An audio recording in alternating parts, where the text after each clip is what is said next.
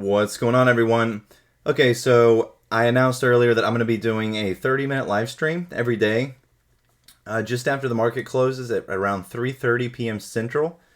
And it's going to be hosted in the Discord. The link's right here in this tweet right here. I'll link it below in this video as well. And it looks like, based on the votes, we want to learn about the Fed and the ON-RRP program. So I felt like this would be a good time to do a little precursor to that. So it's also time right now to do the reverse repo numbers for the day. So I'm going to go over that, and then later on, hopefully, you'll have a better understanding of what this is all about. So this is the Fed RRP program. We get this information posted daily. This is the ON-RRP reverse repo facility that the Fed operates as clearing. And they stepped in as far back as September of 2019. They kind of started this whole thing with COVID. They've been in place ever since then, lending as the last resort, as their job role entitles. The Fed is the lender of last resort.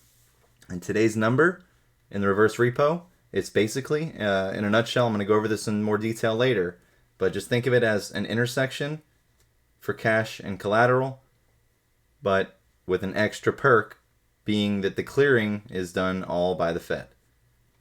And the main participants are the money market funds that hold all of the pensions, insurance companies, student loans, airports, highways, you name it. And we're going to get into all that later on.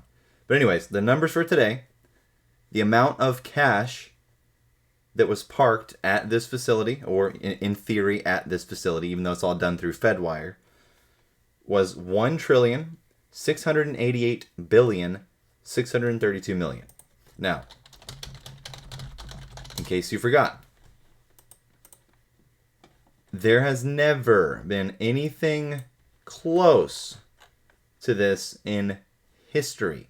And it started right around when Gary Gensler took office last year in 2021, mid-April. We're coming up on the one-year anniversary of that. Also, today marks the week anniversary, the first trading day anniversary since Archegos was defunct and collapsed last year on March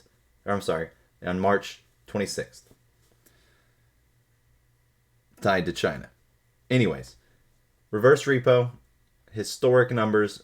I mean, we're talking 2008 it was a blip. This right here, there's a lot of different theories going on about this one as far as I'm concerned, but we're going to mainly tackle this right here later on today. We're going to go over this, what it is, what it all means, and why we're seeing these historic numbers like we are. Because again, never before even close, and it's not being talked about by anyone. Whenever you hear the Fed refer to their tools, this is what they're talking about. This combats inflation, it controls the money supply, and you and I are all paying for it. So we'll get into this later, 3:30 p.m. Central.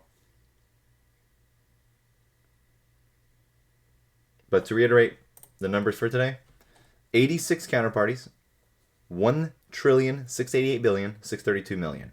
Coming down, relatively speaking, from where it was. So it has a historical search on here, so we can clearly see. That's not historical, my bad. That's to the recent operations. It was 688. Okay, that's today. We're slightly up, actually, from Friday. But we hit a pretty dang high number, almost, relatively close to the all-time high, which is around 1.9. We were at 1,803, $1,803,000,000,000. That was Wednesday of last week, going into Thursday. And remember, these are all overnight. So reverse repo is overnight. Overnight. And by the way, the 0.05 rate went up to 0.30. So basically, money market funds and all the other participants, they run to the Fed, they park their cash overnight, they gain interest on it, they come back and swap back the next day. That's reverse repo. Cash for collateral, and the collateral is what the most important factor is. So we'll get into this later. I'll link the Discord channel below if you would like to listen, and I will record it as well. So yippee. Talk to y'all later.